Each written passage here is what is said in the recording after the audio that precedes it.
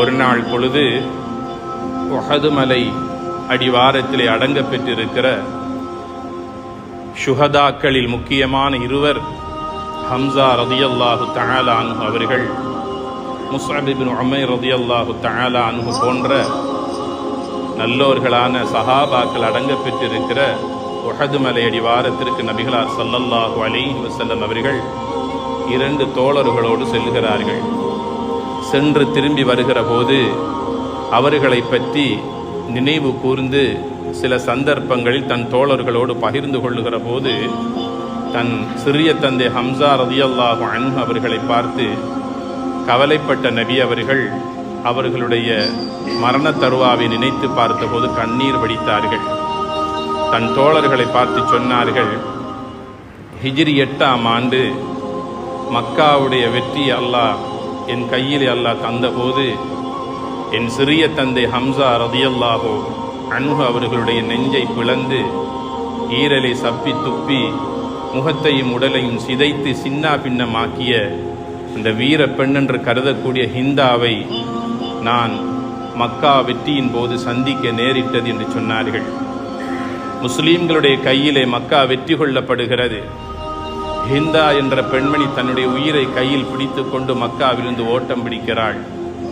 மக்கா வாசிகள் தடுத்து நிறுத்தி கேட்டார்கள், ஹிந்தா, உனக்குத்தான் பயம் இல்லையே, நீ ஏன் யாரை கண்டு பயந்து ஓடுகிறாய்? அந்த ஹிந்தா சொன்னாள், என்னுடைய உயிர் முஹம்மதுடைய கையிலே இருக்கிறது. அவருடைய சிறிய தந்தை ஹம்சாவை நான் ரொம்ப அகோரமாக கொடுமையாக தாக்கியது மட்டுமல்ல, சின்னா பின்னப்படுத்தி விட்டேன். முகத்தை யாரும் பார்க்க முடியாத அளவுக்கு நான் சிதைத்து விட்டேன். அதற்காக பழிக்கு பழி தீர்ப்பதற்காக முஹம்மது ஸல்லல்லாஹு அலைஹி வஸல்லம் அவர்கள் சந்தர்ப்பம் பார்த்து கொண்டிருக்கிறார்கள். மக்கா அவருடைய கையிலே இருக்கிறது. அவருடைய கையிலே நான் மாட்டிக்கொண்டால் என் உயிர் அவருடைய கையிலே தான் இருக்கிறது. என் உயிரை பாதுகாத்துக் கொள்வதற்காக நான் ஓடுகிறேன் என்று சொன்னபோது இந்த செய்தி நபிகள் நாயகம் ஸல்லல்லாஹு அலைஹி வஸல்லம் அவருடைய காதுக்கு வருகிறது.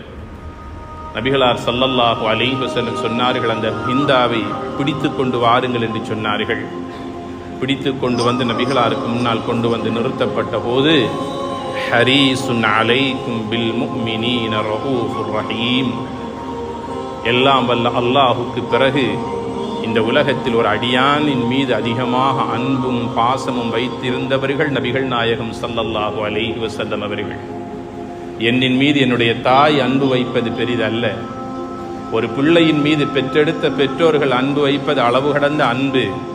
அந்த அன்பையும் விட அதிக அன்பு வைத்திருந்தவர்கள், பாசம் வைத்திருந்தவர்கள் எம் உயிரிலும் மேலான கண்மணி நாயகம் ஸல்லல்லாஹு அலைஹி வஸல்லம் அவர்கள். ஹரீசுன் அலைக்கும் பில் முஃமினீன ரഊஃபுர் ரஹீம், உங்கள் மீது அளவு கடந்த கருணை பாசம் உள்ளவர்கள் என்று அல்லாஹ் அந்த நபியினுடைய அன்பை புகழ்ந்து பேசுகின்றான். நபிகளார் ஸல்லல்லாஹு அலைஹி வஸல்லம் அவர்கள் ஹிந்தாவை பார்த்து கேட்டார்கள், எங்கே நீ ஓடுகிறாய் என்று கேட்டபோது அந்த பெண்ணால் பேச முடியவில்லை. நடுங்கிக் கொண்டிருக்கிறாள். என் உயிரை பாதுகாப்பதற்காக ஓடினேன் என்று சொன்னபோது நபிகளார் ஸல்லல்லாஹு அலைஹி வஸல்லம் சொன்னார்கள், இந்த மக்கா முகர்ரமா எவ்வளவு அல்லாஹ்விடத்திலே புனிதமானதோ, இந்த கஅபத்துல்லா எவ்வளவு கண்ணியமானதோ, அதே போன்று ஒரு மனிதனுடைய உயிரும் புனிதமானது. இன்றைய நாளில் நான் உன்னை மன்னித்து விட்டேன் என்று மன்னித்து அந்த பெண்ணுக்கு விடுதலை அளித்த போது அந்த பெண் ஆரம்பத்தில் பயத்தினால் அழுதால், தனக்கு இப்படி ஒரு மன்னிப்பு கிடைக்கும் என்று எதிர்பார்க்காத அந்த ஹிந்தா இப்போது ஆனந்தத்திலே கண்ணீர் வடித்து கொண்டு அல்லாஹ்வுடைய தூதரிடத்திலே சொல்லுகிறாள், எனக்கு அந்த ஏகத்துவ கலிமாவை சொல்லித்தாருங்கள், நான் இஸ்லாத்தை ஏற்றுக்கொள்கிறேன். கலிமா ஷஹாதாவை நபிகளார் ஸல்லல்லாஹு அலைஹி வஸல்லம் சொல்லிக் கொடுக்கிறார்கள். அவள் முஸ்லிமான பெண்ணாக மாறிவிட்டால் நபிகளார் ஸல்லல்லாஹு அலைஹி வஸல்லம் அவர்கள் அதிகமாக பயான் செய்கிற போது ஹிந்தா என்ற பெண்மணி இஸ்லாத்தில் இருக்கிற ஆர்வத்தின் காரணமாக, நபிகளாருடைய அந்த முபாரக்கான முகத்தை பார்த்து கொண்டே இருக்க வேண்டும் என்ற ஆர்வத்தின் காரணமாக நபிகளாருக்கு முன்னால் வந்து நின்று அந்த பயானை கேட்டுக்கொண்டே இருப்பால். சில நேரங்களில் ரசூலுல்லாஹ் அந்த பெண்ணை பார்த்து அழுது விடுவார்கள். ஒரு நாள் பொழுது ஹிந்தாவை அழைத்து சொன்னார்கள், ஹிந்தா, நீ எனக்கு ஒரு உதவி செய்வாயா? நபியே நாயகமே, நான் உங்களுக்கு என்ன உதவி செய்ய வேண்டும்?